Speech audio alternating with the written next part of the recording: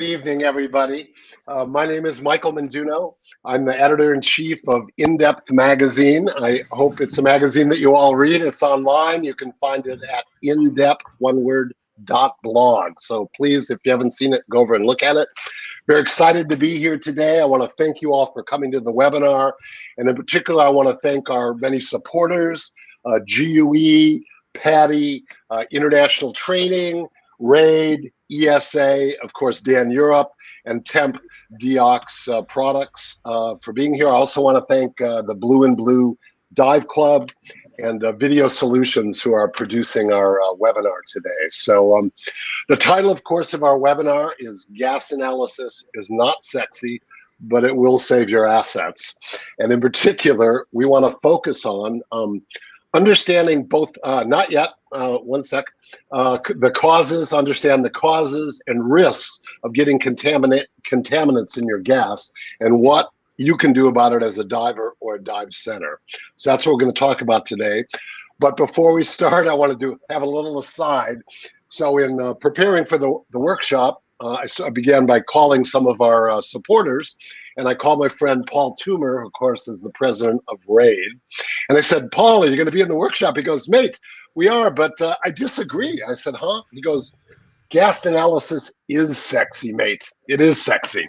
And so I got to say, these are the people, right? So during the pandemic and lockdown, RAID created a virtual nitrox analyzer to go with their e-learning courses, where you can actually calibrate your analyzer and then grade it for various forms of nitrox and all. So these people do think it's a sexy topic. Unfortunately, their nitrox analyzer doesn't detect contaminants, which we're going to be talking about today. So I'd like to get started by introducing our two guests, our domain experts, or as you could call them, our domain Obi-Wans. And that would be, I'll start with Eugenio Mangelli. Eugenio is the founder and CEO of Temp Deox Products. Temp's been around for a quarter of a century. This does not make Eugenio old, though. He started the company when he was just a teenager. And he's also he's also a rebreather and technical diving instructor. And then, of course, I'd like to introduce Dr. Alessandro Moroni. Dr. Moroni is, of course, a hyperbaric medical physician and also scientist. And, of course, he is the founder and CEO of Dan Europe. Thank you both for being here today to put on this webinar. Before I turn it over to Eugenio, though, one thing. The presentation is going to last about 40 to 45 minutes. And in that point, then we're going to have a roundtable discussion to answer your questions. So if you have questions while you're watching the presentation, just type them into your space bar there. And our friends at Video Solutions will be harvesting the questions and then present them, and we'll go through them in the order that we got them at the end of the presentation. So without further ado, let me turn it over to Eugenio. Take it away, sir.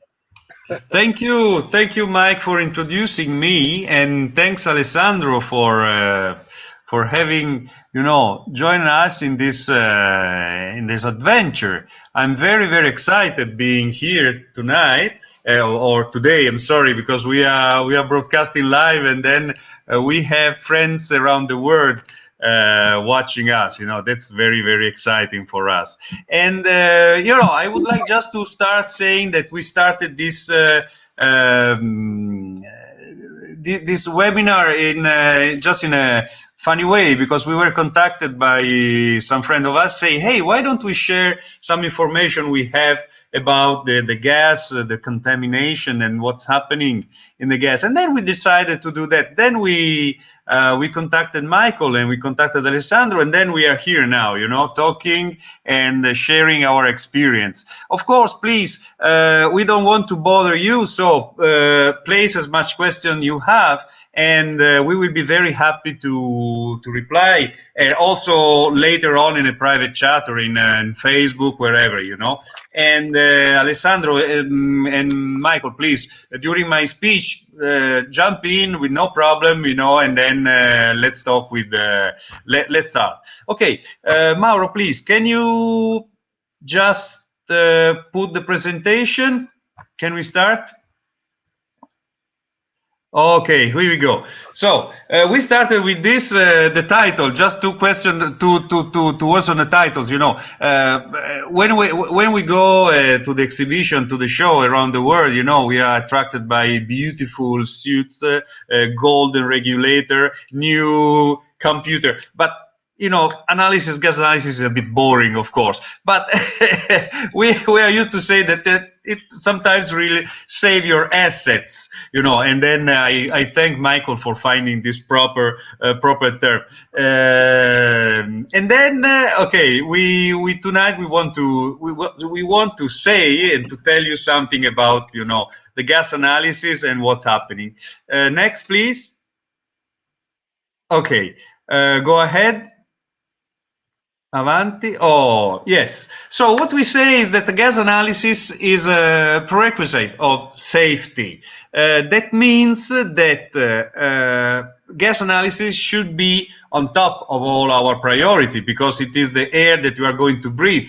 It is the air or the gas, the mixed gas that we are going to use for supporting our life underwater. And this is why you must be sure. And this is something that you give, as a normal thing. You don't think about that. You think, okay, I'm getting a cylinder from the diving center. I assume that the air is good. There is no contamination inside. But unfortunately, not always is like that. There are some bad situation in which you can get and you can have some kind of contaminants inside. So in this way, there are regulation, there are rules, there are something that we can do, and also for protecting ourselves, protecting our loves, of course, but also to see what's happening in the diving center where we are going, in the diving center that we are using the service. There are many technologies available for being sure, because there are some instruments that you may use for that, and there are also the procedure to apply for being sure that you are breathing in a proper way. Mauro, next, please. Okay, we start with the regulation, and around the world there are many regulations. There is also a history of the regulation, because we started around 50 years ago with very basic technology for detecting what's happening on the gas, and then of course there are local regulations that are issued by the government, by the local administration, and also there are of course technical and safety rules that must be followed by the provider of the gas that is going to give you the gas that you are going to use. Mauro, next, please. Okay. The most important regulation around the world are three, let me say. One is the EN 12021. That is a norm which is updated in 2014 that gives you the limits of the contaminants into the air and the gas, like trimix, nitrox, that you're going to use. Then the really holy Bible is the U.S. Navy diving manual, because in the diving manual there are stated exactly which is the limits, and then there are other local regulations, like the Italian one. We have the 11366 that is for protection of commercial divers and hyperbaric industry, and that gives you the limits of the contaminants. Okay, let's go through and let's screw down what is, Mauro, the next, please. And then we see what is stated on the EN 12021. First of all is oxygen. Oxygen in air must be 21% plus minus 1%. That is not so difficult to reach, also because the contaminants are very low amount that won't affect the oxygen. And carbon monoxide, that is the main topic of this of our speech tonight, is about the must be below 5 ppm.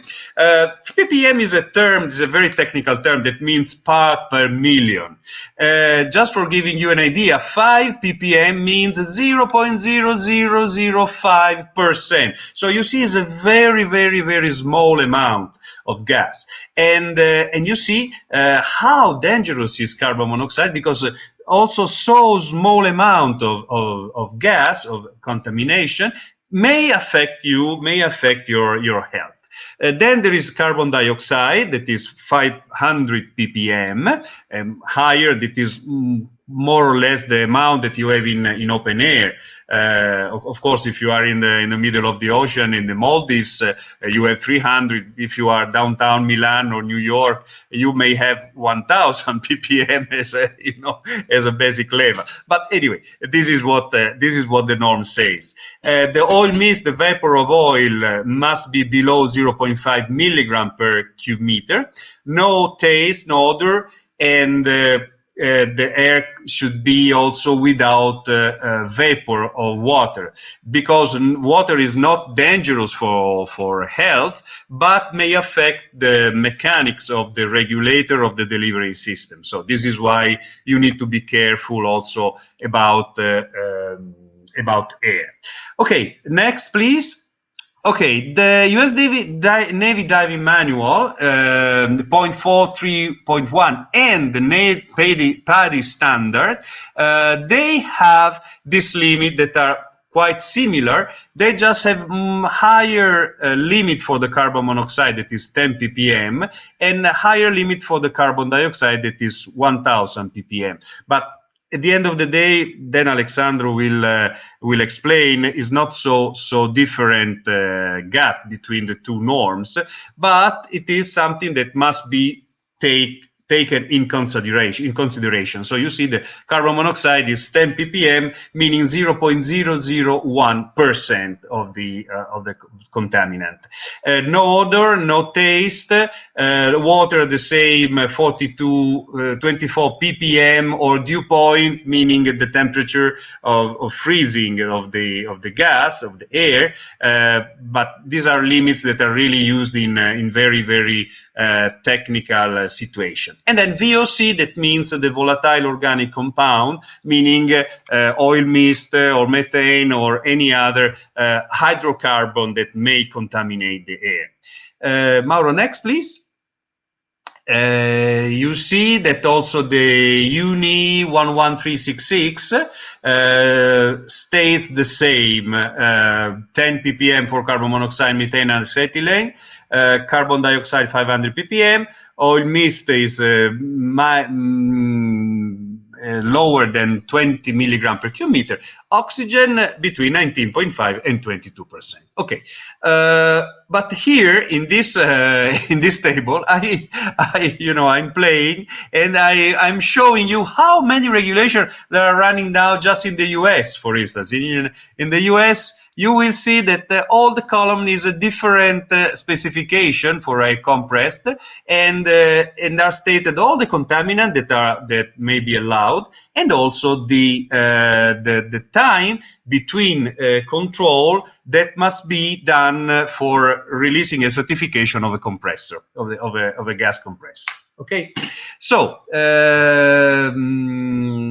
let's talk about now carbon monoxide. So carbon monoxide, we will see later why it's so dangerous. Alessandro will help us in well understanding. And mainly, why and how is built up the carbon monoxide. The worst thing of carbon monoxide, it is a totally odorless and tasteless gas. So you definitely don't understand that there is any carbon monoxide in your cylinder, in your air, in your ambient that you are using. Carbon monoxide is produced by the inefficient combustion of hydrocarbons in order that you have carbon monoxide instead of carbon dioxide. So it is made because a high temperature air goes on carbon and creates some part of carbon monoxide. That could happen also in the electrical driven compressor, not only in the engine, in the petrol engine compressors or air compressor, because the oil that is in the lubricant of the mechanic of the compressor may go on the filters with carbon, with the carbon that are the active carbon that is used for filtering, and may produce some carbon monoxide that we have seen how small amount is. So it's possible having this. This happens, for instance, in the not well run compressor, not well serviced, where are some issues with the temperature of the sensor of the third stadium of the compressors, or for instance for the filters that are not well maintained. So this is extremely important to keep the compressor well maintained. Or another source maybe is the exhaust gas coming from an endothermal engine. That means a petrol or diesel engine. That maybe you are in the middle of the sea and you have a boat running around, and the compressor sucks some gas, some contaminant, it goes into the compressor. It goes into your dive cylinders. Another way of producing is a cracking of oil residual in a diving cylinder. If the diving cylinders are not clean, if there is any moisture, any moisture or any oil left from previous filling, and if you leave the cylinder for long time in the diving center, then when you analyze, you find some part of carbon monoxide because of that, because there is this cracking of the molecular, and then you have this kind of issue in your cylinder. Another source are the smokers. I like the smokers because I remember couple of months ago, I was called by the Navy saying, "Hey, Eugenio, we have one of your analyzers connected to our hyperbaric chambers, and there are two men inside, two operators inside, and then we are detecting some carbon monoxide inside. How is possible? There were no carbon monoxide in the gas. We analyzed it. It's good." And then we discovered that the carbon monoxide came from the breathing of the operator. One of them was a smoker, and the smokers have some carbon monoxide in the lungs, and so they released this carbon monoxide in the ambient, and then you have this kind of poisoning that you can detect. That of course is not nice. So right, carbon monoxide kills you. Be safe, be careful. The carbon monoxide doesn't give you any chance. If you got in poisoning of this gas, you will go in very, very bad trouble. Alessandro, please, can you tell something more about the carbon monoxide and what's happening, what we can do for protecting ourselves, please? Mauro, go the next, please.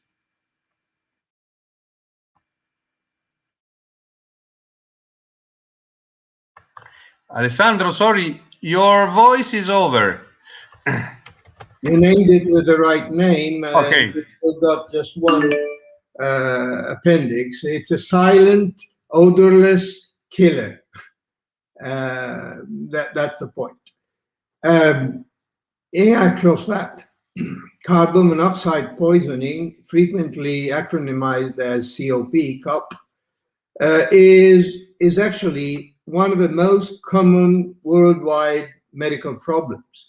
It's way the most frequent gas intoxication around the world, especially in underdeveloped countries where you can have some coal-run heating systems or well-maintained water boilers, gas-operated,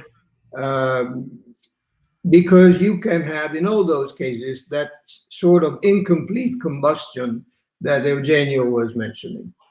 And when you have incomplete combustion, instead of producing CO2 and water vapor, you end up having CO in the environment, or being released. we are divers. So we also have to face changing pressures. And gas behave according to the changes of pressure.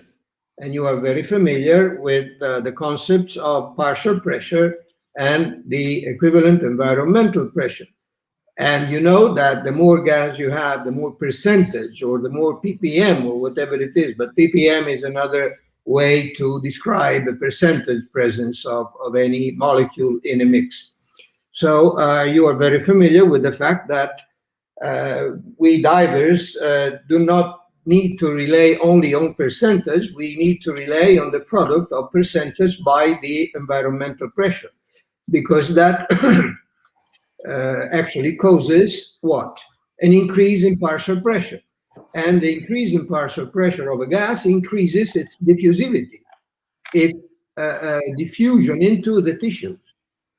So, number one, if we have a contaminated gas mixture and we dive, the percentage that might be harmless at surface may not be so harmless at depth, just because of the increased partial pressure of the same gas.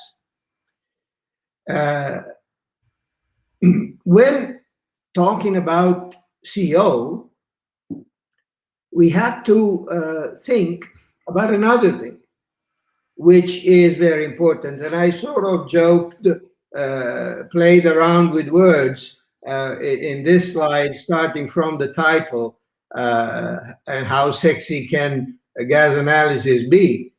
We have a love affair here between carbon monoxide and hemoglobin, the heme, the red blood cells, because red blood cells, or CO, love each other very, very much. They love each other more than 300 times the love between normal oxygen and hemoglobin and red blood cells, which means that if you have CO, the O2 lover is simply kicked out of the door, because hemoglobin prefers by far CO, carbon monoxide. But carbon monoxide is not oxygen. And so if the hemoglobins, if the red blood cells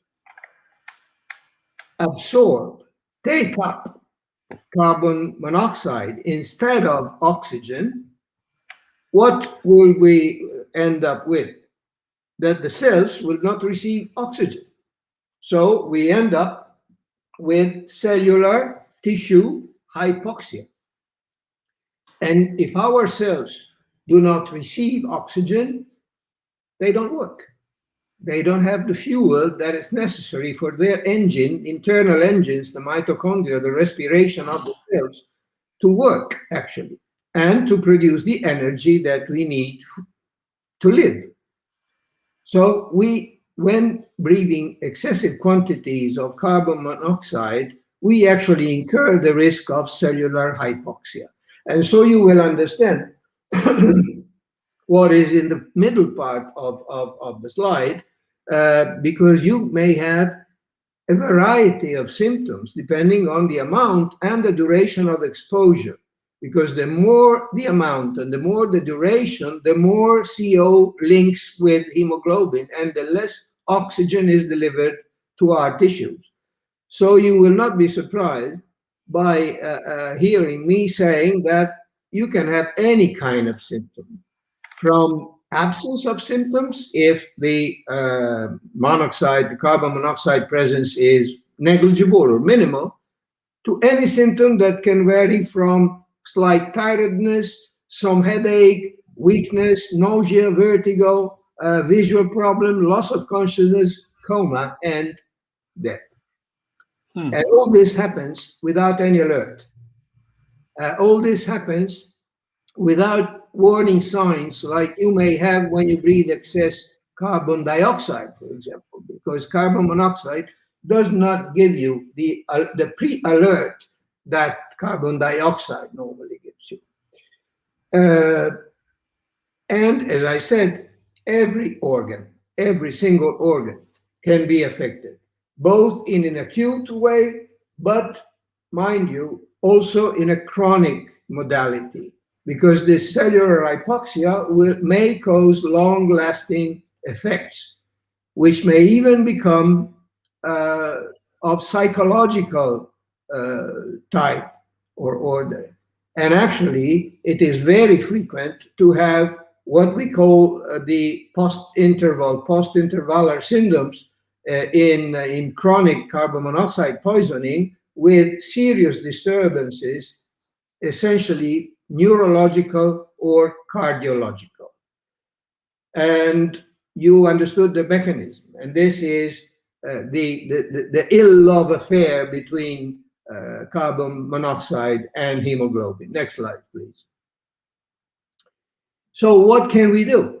We have to replace the ill lover with a good one. And the good lover is oxygen. But we have to replace oxygen in large quantities because we have carbon monoxide affinity to tissues and to hemoglobin, which is, as I said, 300 times more than the one of oxygen for the same molecules of hemoglobin. So we have to promptly and generously administer oxygen to cast away the unwanted lover from the blood, the cells, and the organs. CO, carbon monoxide, is actually washed out even by returning to breathe normal, pure air. So even when you resume breathing air, the carbon monoxide actually washes out from the hemoglobin and from the cells. But this is a very, very slow process. And therefore, the hypoxic damage to cell, the damage that derives from cellular hypoxia, is very frequent. If you increase the quantity of breathed oxygen to 100%, for example, in normal baric oxygen, the washout will be greatly, significantly accelerated. And if you provide not only 100% oxygen, but also hyperbaric oxygen, that is increasing the partial pressure of the oxygen, this effect will be even better. So we as divers should know that oxygen is not only useful for us to treat bubbles and DCI, but it can be very, very useful also to start any treatment in case we suspect or we incur into a carbon monoxide poisoning. The last paragraph of this slide is just to give you some numbers. We normally in medicine talk about half-life, and half-life is the same as our beloved half-times. So if the time needed to reduce or to increase a concentration of 50%. So if we want to reduce carbon monoxide concentration in our hemoglobin by 50% of the initial value, it will take 300 minutes if we breathe air, which means 5 hours. It takes only 90 minutes if we breathe oxygen, 100% oxygen at normal at atmospheric pressure, that is normal baric oxygen. But it can take down to 35 minutes if we breathe oxygen at 2.5 ATA, and only 22 minutes if we breathe oxygen at 3 ATA, with the further advantage that we will also have a lot of dissolved oxygen in our fluid, in our plasma, and so we will actually oxygenate the tissues indirectly without the help of hemoglobin, while restoring the normal function of hemoglobin. And these are dramatic numbers. And this is the reason and the rationale behind the regular first aid of carbon monoxide poisoning, which is 100% oxygen at normal baric pressure, that is at atmospheric pressure, but then hyperbaric oxygen at increased environmental pressure, either 2.5 or actually 3 atmospheres absolute. So the depth equivalent of 20 meters in the hyperbaric chamber. clearly, if we are speaking about the possibility of chronic effects, long-term effects that are linked to the length of exposure to the poisonous gas, to the toxic gas, the least the exposure time, the faster the washout, the better for the final outcome of the poisoning victim. So I think that these numbers should really tell you why it is it's a very smart thing to know how much carbon monoxide, besides all the other contaminants, you have in your tanks and in your breathing mixtures, whether it's an open circuit or a closed circuit system. And I give the stage back to Eugenio. Oh, thank you, Sandro. Oh, you were very, very clear. I really understood better what's happening, and I'm a bit scared, you know. And I don't know you, Michael, what you think, but really, when I think that I can see, I can smell, I can think that could be some carbon monoxide, I'm very, very, scared about what could happen. But not only because of the medical fact, also because it's a silent killer. Because you don't have any symptoms, you don't have any advice, and then it just happens. And then when you got that, you are done. That's very, very bad, very bad. But anyway, I was surprised by the half times that it takes that long to wash it out of your system, even on 100% oxygen at the surface, 90 minutes just to remove half of it. So that's very good. That's very good to know. And thanks, Alessandro, because you were the first that were pushing using oxygen as a first aid emergency for any kind of emergency. I remember I attended to my first DAN course, oxygen provider. It was around 20, 30 years ago, more or less. And then we started in 1993, actually. Okay, so I did exactly, so 28 years ago. Okay, I am an oxygen service provider, I remember. And then since then we knew that oxygen is the first aid that is the best you can do for avoiding any worse scenario. And then no matter if it's bend, if it is decompression sickness or carbon monoxide poisoning, just keep oxygen whenever you have any kind of symptom. I believe, Alessandro, that when you have an emergency running, the first thing you say to the patient, whatever it is, to breathe oxygen, not else.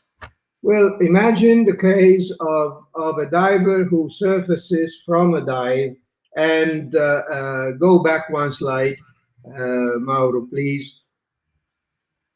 Back one, okay. Dietro, scusa. Dietro. Okay, and complains about some headache, some weakness, some nausea, vertigo, and some headache. And even visual problems. You may well think of a decompression illness, minor or major that it can be, but it might be carbon monoxide poisoning. So you are treating according to the common standards with oxygen, and even if it is carbon monoxide poisoning, you will be doing the right thing, and you will be starting the therapeutic cycle correctly, because it will be then continued at the hospital with higher concentrations of oxygen and possibly also with hyperbaric oxygen. Thank you, Sandro. I'm very, very happy about that. Also because we were asked, to give some statistics. So how often you can be affected by carbon monoxide, And we asked Alessandro, why don't we do a survey? It's very difficult, Alessandro. Is it because it's sometimes the symptoms are so mixing, are so swapped with the others that you cannot really know where the problem is, and then you cannot say exactly, it was carbon monoxide, it was decompression, it was something else. There is no way to do anything like that unless you have data. For decompression illness, we start having data by the real-time online deco risk analysis that we are using to analyze our data, and that divers also can use in real time by using the Dan Europe Diving Safety Guardian, Diver Safety Guardian, the DSG software, which is freely available. But there is nothing like that online or in real time regarding gas purity or safe air, safe gas standards. And this is why it is important to add the normal measurement of the quality of the gas we breathe before and even after any dive, because that could help what we doctors call differential diagnosis, because it adds data, and data means knowledge. If you have data that support the symptomology, then you know better what to do. Thank you, Alessandro. You're right. Yeah. And that is something that we really need to do in the future, Michael. I believe that we need to start doing something, because we need to start having a statistics on how many times you got some carbon monoxide. And luckily, I would like to have this in advance, before diving. So you check your gas and then you do the statistics, not before when an accident happened, you know. That would be nice. Before and after is the correct way. Correct. Eugenio, I have an idea about that we'll talk about. I'm reminded of this is with COVID, those, I forget the brand name, but it's a temperature stick. And you put it in, but it's internet connected. So it takes your temperature and then uploads it to the cloud. So you can actually look and see something like this with carbon monoxide. Might be very interesting on your sensor. Michael, you're asking for it now.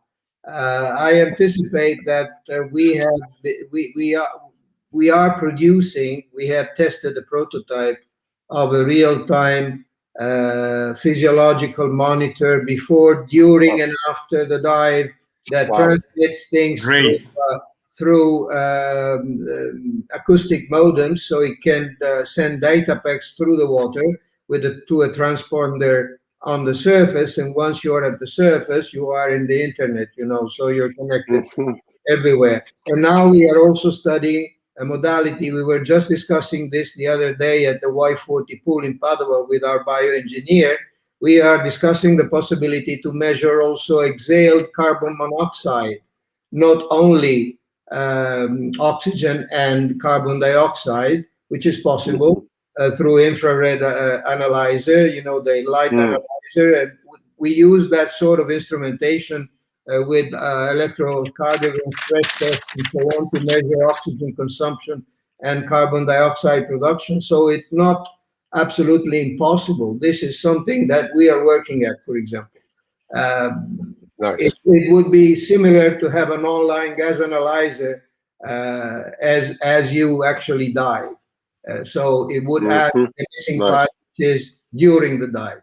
But this is a bit far in time, but we're getting there more sooner. That's great. That's great, Sandro.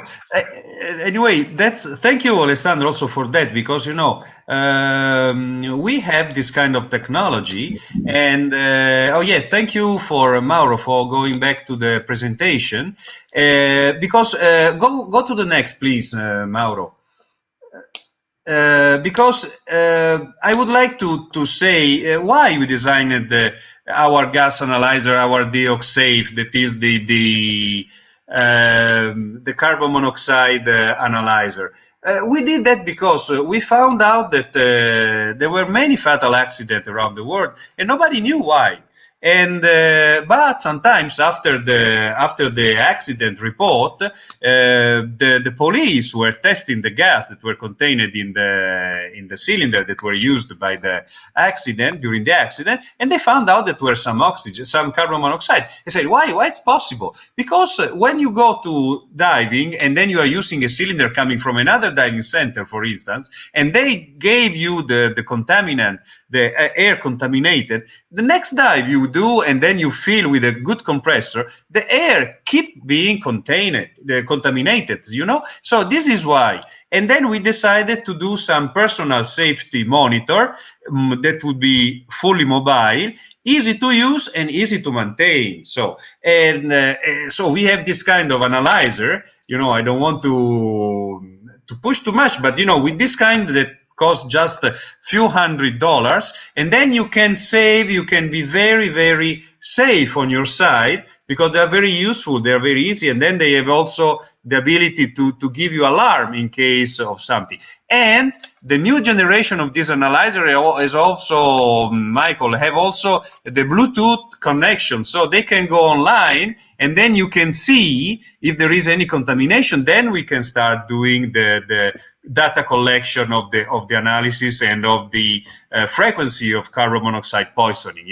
It's very easy. When you go, there is some carbon monoxide, the unit can go to alarm, and then can alert you. Now I'm tricking with an oxygen analyzer, you see, and then you see the alarm that warned you about the possibility of being poisoned, And let me spend also a couple of words about our company, because now can you go 15 alla 15? We had as a TMC, we did our company 25 years ago. We established our company 25 years ago, just for designing diving analyzer made for diving, not for medical or for industrial, but just made for diving. And then since then we developed the instruments, and now we are able to detect any kind of gas: carbon monoxide, carbon dioxide, helium, oxygen, of course, methane, H2S, humidity, pressure. So any kind of analyzer, Alessandro, can help also your project. And then I know that you are using our analyzer for the air quality management in the diving center, for certifying the air quality. And then also many of our partners in the world use our analyzers. We have one of our partners that is Nuver in the US. They are deeply involved in the air quality, in the manufacturing of compressing systems, both for hyperbaric and for medical use. And we are very proud that we can deliver now in a very easy way our products. Just let me spend 1 minute. Can you go back? Can you go ahead, please, to the 17, 17, please? Because we have this very easy unit that you see, you connect easily to the cylinder, and then you turn on the unit, and then you flow a small amount of gas, and then you have the reading, a very small reading. Michael, don't forget that the limit that we are talking about, 5-10 ppm, is a very, very low limit. So you need a sensor that is calibrated properly, because there are other instruments. Luckily, we are not the only one that produce this kind of analyzers, of course, but there are very few in the world, because the most common analyzers are made for detecting 1000 ppm. You mean 0.1%. That means that our limit that we have in our industry is very low, and then we need a proper calibrated sensor. Of course, the analyzer must have a long life sensors. They must be fully mobile with a rechargeable battery or with a replaceable battery. You need to replace the sensor, because if you are in the middle of the sea during the live bore, you need to use the analyzer, and then you need to use that for a long time, And also we have another. Go to the next, please, Mauro. We have also other analyzers that is integrated, for the possibility to integrate with carbon dioxide, helium, any other kind of contaminant that we can use for that. So this second unit, Eugenio, this is like for a dive center, right? It would be correct. Integrated into their blending system. Correct. Or maybe integrated in the compressors. Many of our partners like Nuver integrated this into the panel, and then on the side of the compressor, on the side of the chamber, or the hyperbaric chamber, can detect the poisoning and what's happening, And then, of course, there are also many technology, because Alessandro before was mentioning the infrared sensors. And carbon monoxide can be detected both with infrared sensors or electrochemical sensors. Both of them have pros and cons. For carbon monoxide, we prefer the electrochemical because they are very easy to maintain, very long life. We are talking about 4 years, or also 6 years of life for the sensor without replacing, and very, very easy to check if it is working. We do that as a joke among friends. If you get a friend that is smoking and then you let breathe inside the analyzer, you will see some carbon monoxide content that is more than 10 ppm. That means that you have more, because a smoker, and Alessandro can tell me better, that retain the carbon monoxide in the lungs and then can breathe out, and then they can produce, they can produce in the air. And this is why we use this kind of sensor, very, very sensitive. And also now the technology is going with the Bluetooth connection, is going with, for instance, this analyzer, the big one, the multi-gas, is already equipped with the Bluetooth, so it can communicate to your smartphone, and then you can see what's happening in the gas, and they can go on the internet for broadcasting around the data, the collection of data. That's the technology Eugenio, is running. Yeah, please. Eugenio, just to clarify, so what?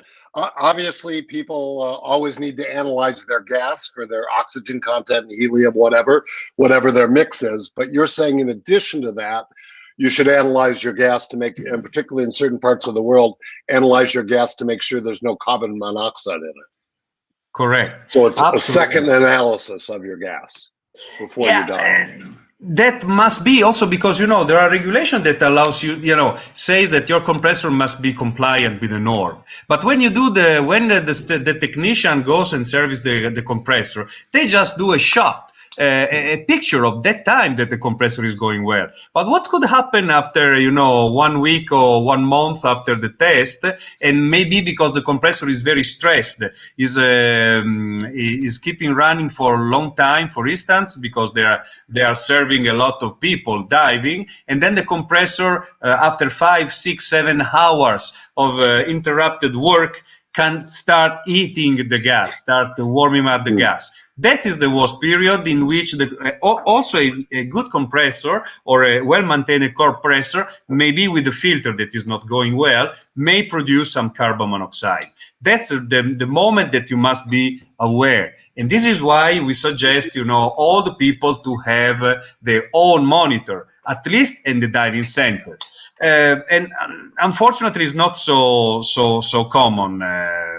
Michael, in the world, then we will talk about our experience. It's very, very common that you go diving in a place and then you get some carbon monoxide. Not in a death zone, it's not so high, but it means that there is some carbon monoxide that may affect your health, and that is not good, because you go diving for having fun, not for having a problem.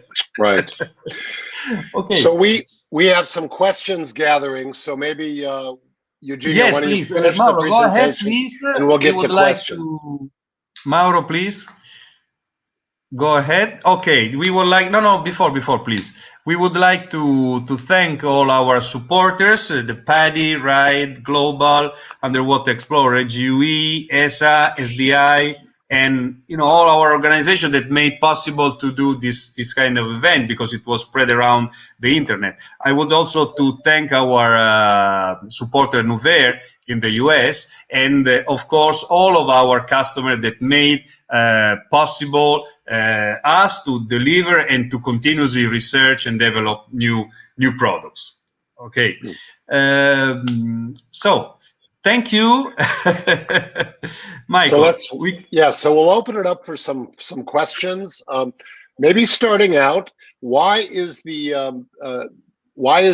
EN standard for carbon monoxide half that of the U.S. Navy and other standards? Thank you for this question. Converse, why are we more than the EN standard? Yeah, this is a trick story. Before in 2014, before 2014, the norm, the EN 12021, stated 15 ppm, you know, 3 times now.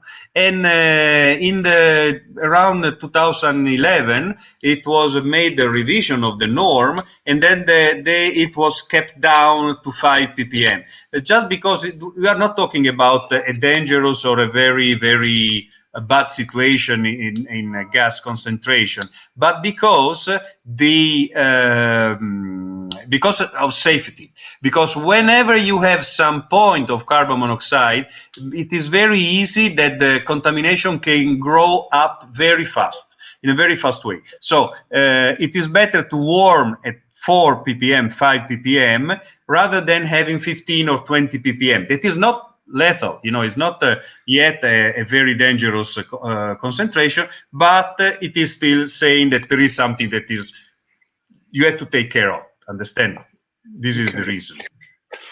We have a question too, asking about what rate of carbon monoxide is critical in the gas and how this depends on partial pressures. So let me try to start with that. So at the surface, having less than 5 ppm or 10 ppm means that the partial pressure we're breathing at 1 atmosphere is safe.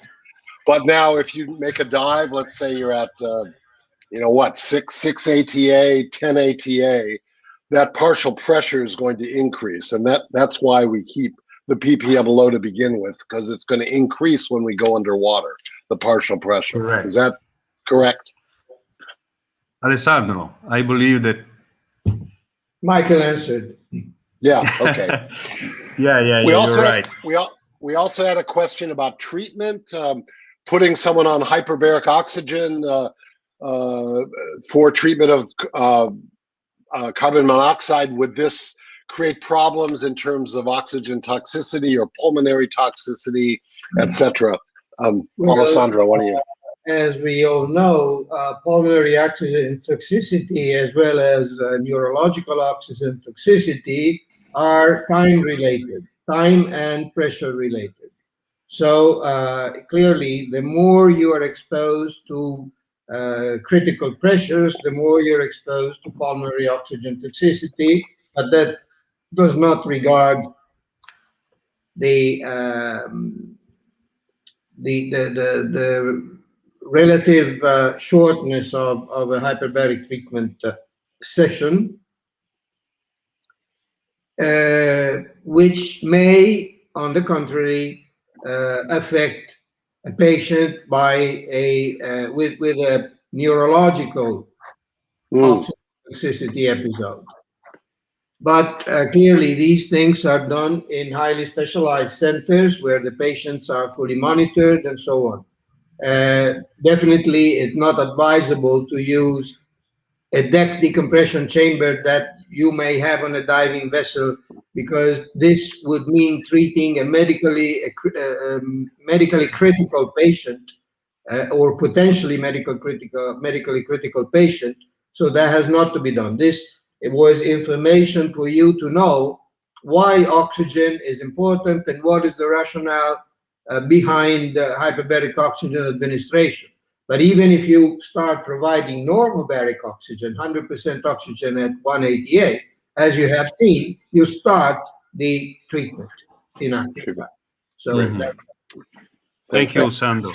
Whenever you use oxygen, we call oxygen a cardinal substance. A cardinal substance is typical, this adjective is typical of a substance that you cannot live without, but you cannot live with too much. Right. The bad, the ugly, yeah, remember, oxygen. Alessandro, we have a question, what is the upper limit for CO for us? And I think what they mean is, when do we start to see symptoms from carbon monoxide? Very variable. It's individual. It's very much individual. There are people who can have a slight headache or feel weak, and people who can do without any symptom, even if exposed to higher concentrations. So there is actually, of course, if you breathe, 1,000 or 10,000 ppm, you will you will be out Die. of conscious very, very soon. Mhm. Actually, the few cases we had, 3 of them were fatal at bottom. The death was almost immediate after they reached the higher pressure, Yeah. because there was a combination between high concentration and high partial pressure, as you said properly. So I think that whatever is, let's say, double the admitted limit, because the admitted limits are relatively safe. But whatever, when you start doubling up that limit according to either the EN standards or the American standards, you are in a trouble area. Gotcha. Yeah. All right. Interesting. Yeah, you're right. So we have a question here. When you analyze the gas, when should we change the tank? So maybe this question is, if you find there is carbon monoxide in your cylinder, then you have to, does the tank need to be cleaned at that point, emptied and cleaned before it's used again? What do you do if you detect carbon But monoxide? generally, when let me answer, Alessandro. Of course, it's like you are offering you something that is not good for diving, like a faulty regulator or something like that. You don't dive. If you detect that there is some carbon monoxide over the limit, is not safe, diving. And then, of course, the best you can do is to drain, to take out all the air from the cylinder and ask for a new cylinder, of course. And because there is no, as Alessandro was saying, there is no limit, a fixed limit. You can say 10, 15, or 50, or 100, or 200. Okay, if you breathe 1,000, probably you will go dying in a very short time. But the best you can do is to avoid breathing carbon monoxide at all. That is why. Eugenio, let me say that you don't want it. So if you see it, you avoid it. Right. Yeah, you're right, Alessandro. So we have a couple questions. A normally functioning compressor does not deliver CO in any significant quantity, or Correct. therefore, normal tanks should not have CO inside. That's it. So if you see something, if the needle or the display starts moving when you analyze for CO, well, you better stay safe. Great. Thank you. Thank so you, we have a couple questions again about analysis.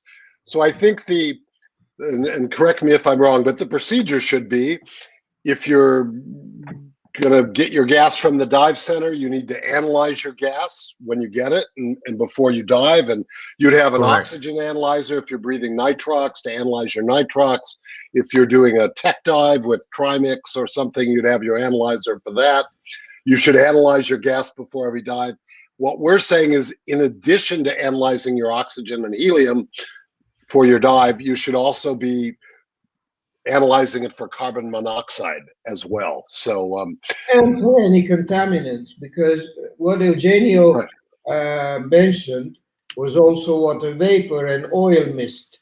Now these things, either water vapor, especially when there is oil mist, they can cause pneumonia. And you can have serious cases of pulmonary disease. Actually, it's almost a pulmonary injury. It's a lipid pneumonia that can be favored if there is also too much water vapor, too much mist.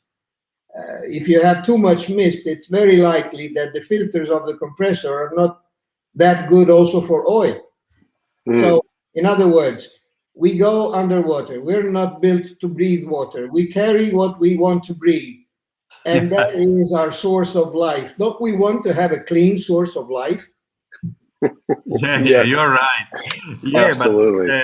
But Michael, don't worry, because now are available the analyzers also for oil. We do analyze, we do manufacture oil analyzer and oil sensors. We have both a standalone oil sensor or integrated oil sensor that could be put inside inside the multi-gas, So, and then we can use the analyzer or during the filling process. If the analyzer is integrated, it can be easily put on the side of the compressor, or as a mobile unit. It's a group, a diving group, have his own one, and then they make the analysis before diving.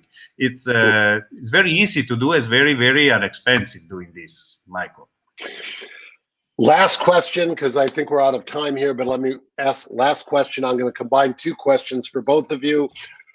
How big of a problem is carbon monoxide for divers, and what's the best practice? Should we analyze this every time, everywhere? Are there certain geographic areas where, if we're traveling and diving there, we should make sure to analyze for contaminants? What is your recommendation overall?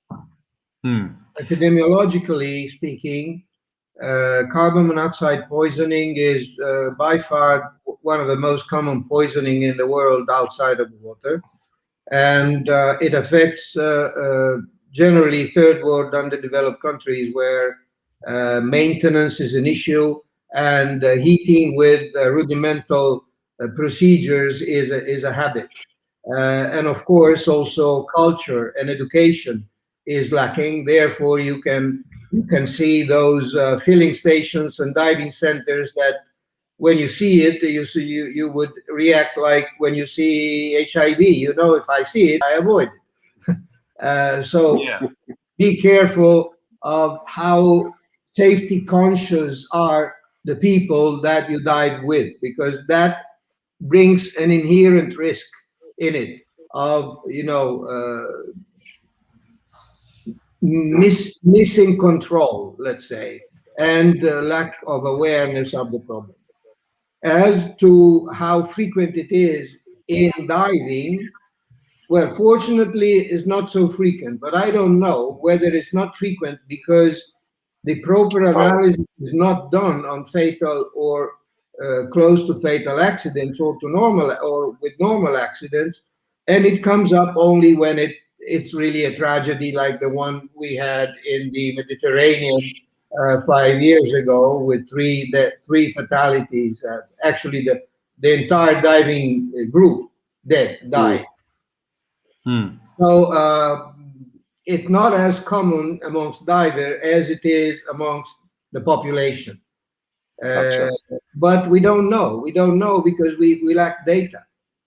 So probably if we were more extensively applying a safety measure to analyze the gas we breathe, then probably we would have more data, and probably this would end up being not so infrequent. Also, another word of caution that Eugenio mentioned, please understand that it's not only the compressor, the source of compressed gas, that you have to be careful of. It's also the container, because the container may be contaminated by itself. And it can have percentages or ppms of undesired contaminants from previous use. So this is one of the reasons for which you both need to control the source of compressed gas that you are getting your gas from and the container that you are using. Yeah, and then Mike, just let me add something, to what Alessandro told. It's I had an episode I would like to share with you. It happened last year, 2 years ago, sorry, in Russian. Where a friend of mine, our distributor in Russia, called me, Eugenio, well, look at what happened. With this multi-gas, he detected 150 ppm of carbon monoxide in this rebreather cylinder, and he was a rebreather with helium. You mean it was a helium and oxygen mix, and I shortened the story. The carbon monoxide came from the helium cylinder, pure helium cylinder that were used before for soldering, and it was containing argon. because argon gas contains 1%, that means 10,000 ppm of carbon monoxide, because it's used for increasing the flame temperature during the soldering. And so if the cylinder was not well drained, and then when they filled up with the helium, they got some around 300, 400 ppm of carbon monoxide in the cylinder of helium. So they were putting the helium through a booster into the cylinder, and they will go diving with 150 ppm of carbon monoxide. Luckily, they were using one analyzer, and then they stopped breathing that gas, and then of course breathing also helium. So it is not so uncommon as you can think, Michael. Really. Yeah. Thank you, Eugenio. I think we're out of time now. Again, I want to thank all of you for coming to the webinar. I want to thank our supporters for supporting this, and hope we can improve diving safety. That's what it's all about, and so we can go out and have a good time and come back to talk about it. So thank you very much. Thank you, Dr. Murray. Thank you, Eugenia. Grazie. Thank you, everybody. Grazie, Michael. Grazie, Sandro. Scary but illuminating.